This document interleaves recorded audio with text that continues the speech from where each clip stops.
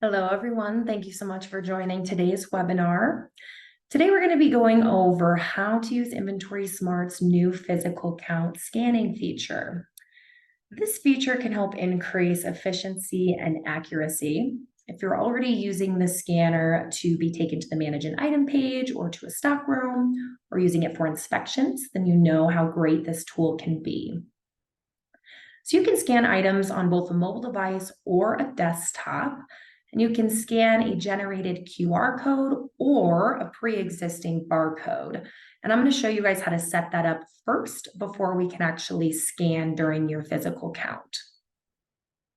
So before you can scan an item, you first have to print those labels to be scanned. So that's going to start on your admin site. And we're going to begin by showing how to print a QR label generated on your Inventory Smart account. And that begins here on the Items tab. And if you look on this line here, you're going to see the QR Labels button. You're going to see a few filters here. So you can use the Stockroom or Stockroom Inventory Categories filters to narrow all the selected items here. You can also unselect all items by checking off this button here and manually selecting the items which you want to print QR labels for. You can now also print multiple labels for one item at a time if you wish to do so.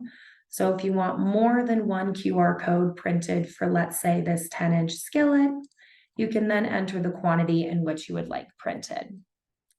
You can also choose the starting cell that it will be printed on. You're going to put in the number of the label to start printing from. Keep it at 1 if you'd like to begin printing on the first cell. You can also customize your labels by including or removing any of the following elements. So if you only want to see the name and description on these QR labels, you can go ahead and uncheck the rest of these fields, or you can keep them all on. You can also sort always by your internal or your item name here.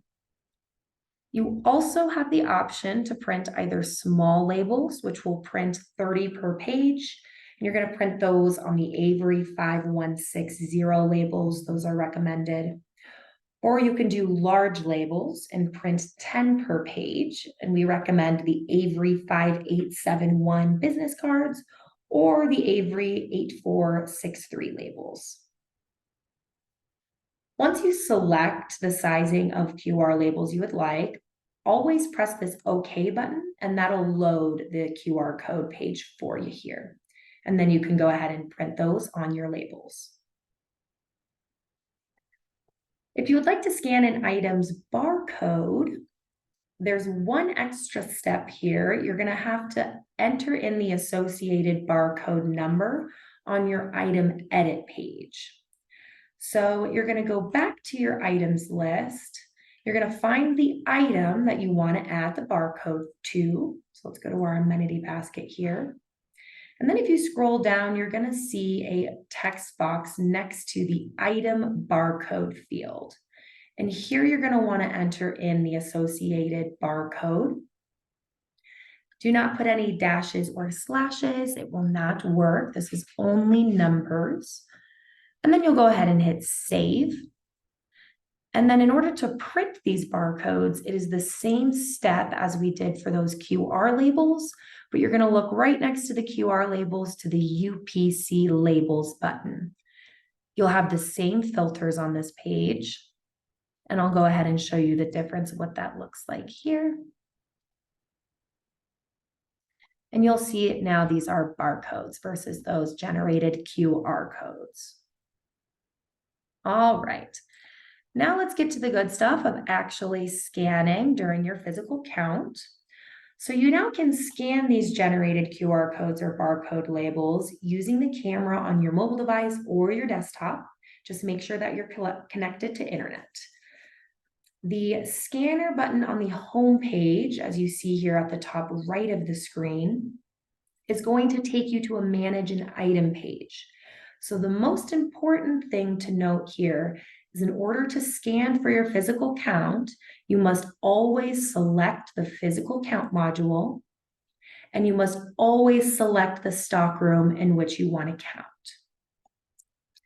Once you get to the stockroom and you're ready to begin your physical count or continue your physical count, you will then select the scanner button here at the top right-hand side of your screen. If you're using a mobile device and you receive a pop-up that will force you to click allow you to use your camera, if you want to avoid that extra step, you can actually make your iPhone always allow access to your camera each time that you click on that scanner button instead of always having to click allow.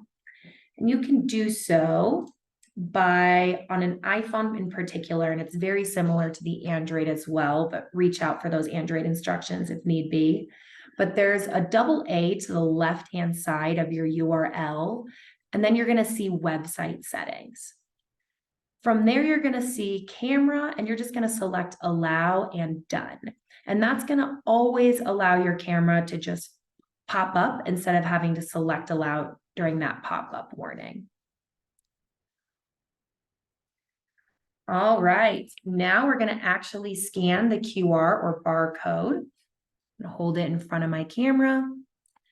And then you're going to notice this go to item pop up here. You're going to click the go to, and then you're going to see that my cursor automatically goes and the page automatically goes down to the item that you just scanned.